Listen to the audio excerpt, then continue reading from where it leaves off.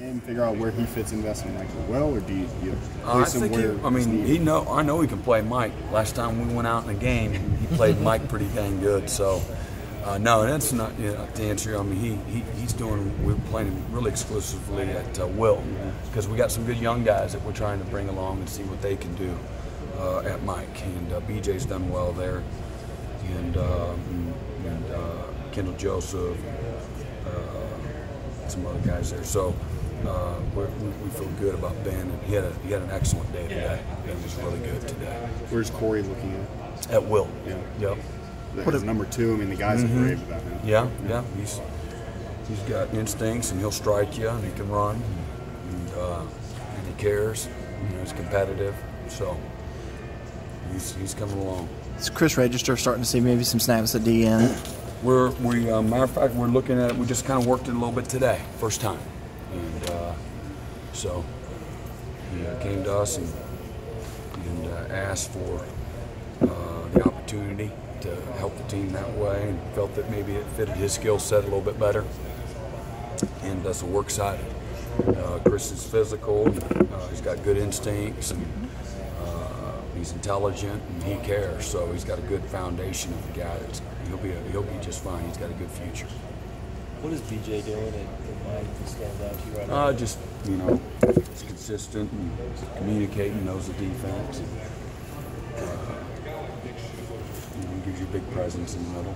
Let's see a guy that's kind of just waited his time. I don't know if waited. He's been beat out by some good players, but he did a great job last year. Playing our strong side and our Mike both. Whenever we needed him in a game, he stepped in and did great. And so he's been a strong contributor. Again, was a starter. Started, against,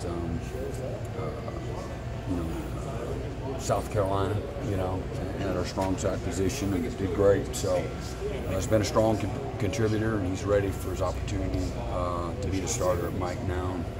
And so excited for BJ. Ben mentioned that he kind of flipped the switch in communication. You mentioned that too. That BJ is much more talkative now to Ben. Is that something you noticed? Yeah. He needs to be. Guys that are going to be guys that we count on and be leaders for us. They're kind of the quarterback of the defense. They've got to communicate. That's a basic criteria. So he understands the urgency. The rest of the defense have to have. You guys done a good job of that. You're starting to see somebody emerge at that other corner spot. Oh, there's been some good.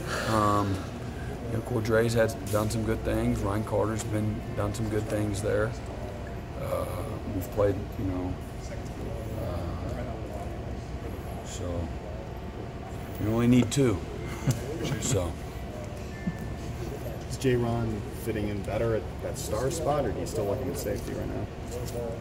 No, I didn't know he was playing star. We don't even have a star. Sam Nickel. Sorry. Sam Nickel. Is he playing Sam Nickel? You mentioned he was. Really? Playing with us again, isn't he? I don't know what he's doing. He's doing just fine. J-Ron plays a lot of places, and so he's doing well. He's having a good spring. And TJ Green's having a good spring. Jadar's having a good spring. Corinne Wiggins, those 4 guys having a good spring. Van's come in. Van Smith has come in. He's done well. At times, he's been inconsistent, but Jeffrey Gibson's got a good skill set. So it's a good, long group, but he'll help us at a variety of spots. J-Ron. As far as Shaq, I mean, he's had a lot of opportunities, especially in that backup role, to get on the field. Did that experience, do you think, at Hargrave and him having to wait and come in, has that helped him be in a position where he is now, just a spot to lead that defensive line? Well, I'm sure. I mean, he's learned. He's played along with a bunch of good players and a bunch of good leaders, and Shaq's a smart guy. Shaq's always paying attention. He's a little silly sometimes, but he's more serious than he has been. But he always pays attention. He's a good, young, respectable guy. He's got good intelligence. He knows right from wrong. He knows how to do it the right way, and he cares. Shaq's always been a hard worker, and he's always been a disruptive productive player. And so he's just out there a little bit more than he has been, because he's always been, you know, as a freshman and sophomore, he's been out there a lot. And now he's got to be out there even more. So, yeah, you know, it's all helped him, no doubt. Is some of the concern for you, or maybe the bigger concern on the D-line, finding the guys that are going to step into the role that, like Shaq played last year, that, you know, those guys got reps. I'm not even worried about those guys. I'm just trying to get who's that first group of guys we can count on. And you can't do it with just 4, but I've done it with just 4.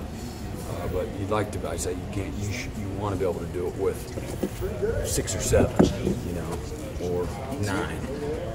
Theoretically, even though we're not going to do it with 9. So really, it's a collective group.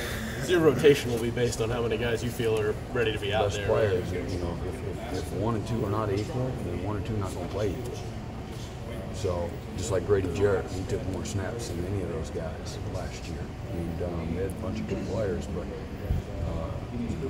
Grady was going to play, you know, 70% of them because he's too good of a player. We may not have that. I don't know. Maybe it's we got 3 D tackles. Maybe it's 4. Maybe it's 3. Who knows? Maybe it's 5. But you know, I do know that we don't have the same experienced, proven depth that we did a year ago. And